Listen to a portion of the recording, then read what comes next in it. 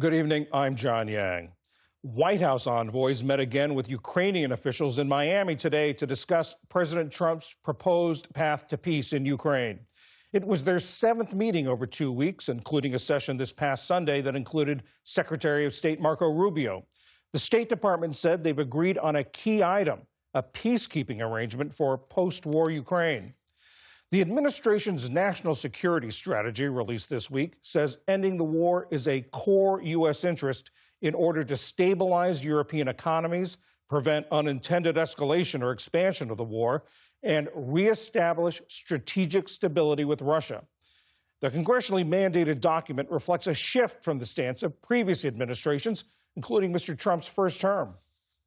Earlier, I spoke with Matthew Kroenig, Vice President and Senior Director of the Atlantic Council's Scowcroft Center for Strategy and Security. He helped write similar strategy statements under Presidents George W. Bush and Obama and in the first Trump term. I think overall it was a good document with strengths, but also with weaknesses. So strengths, a good strategy should tell you what's new and different. And this one did that with the focus on the Western Hemisphere. It also had some new ideas for new challenges, how the United States can maintain technological leadership.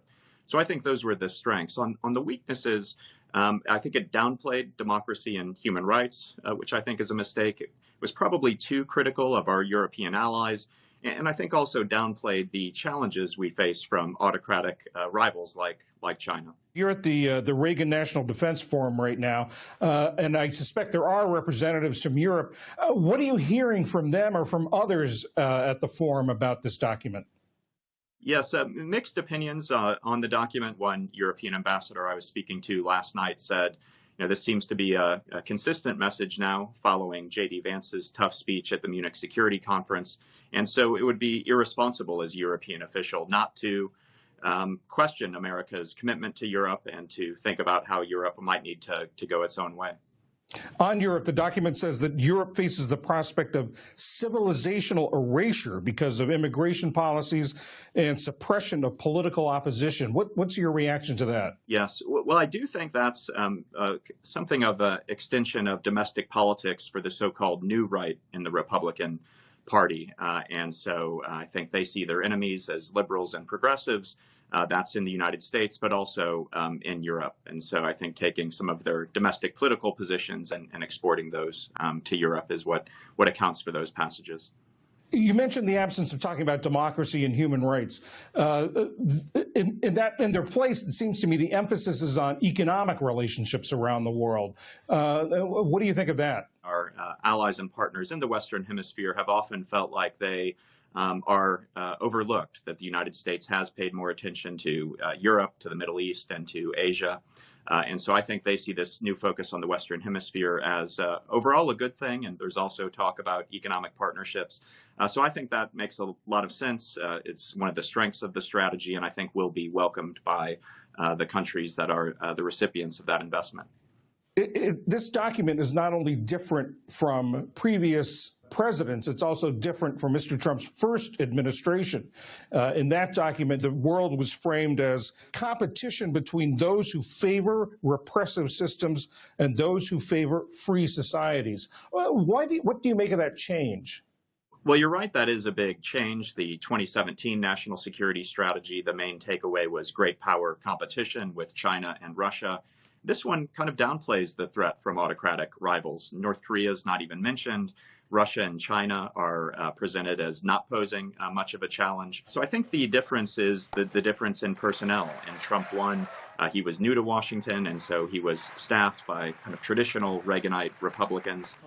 For this administration, he does have some of those traditional Republicans, but he also has more in the so-called restraint camp and populist camp. And so I see the fingerprints of these different groups on this document. What do you see as the practical impact of this document? It's something that Congress mandates that has to be produced, but what's sort of its practical significance?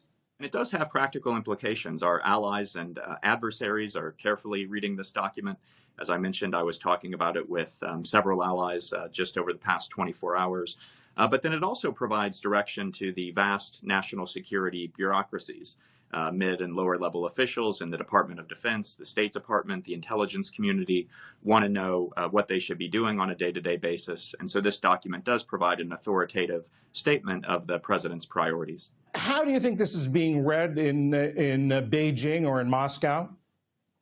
Well, I think the answer may be different. It does talk a lot about maintaining deterrence in the Indo-Pacific.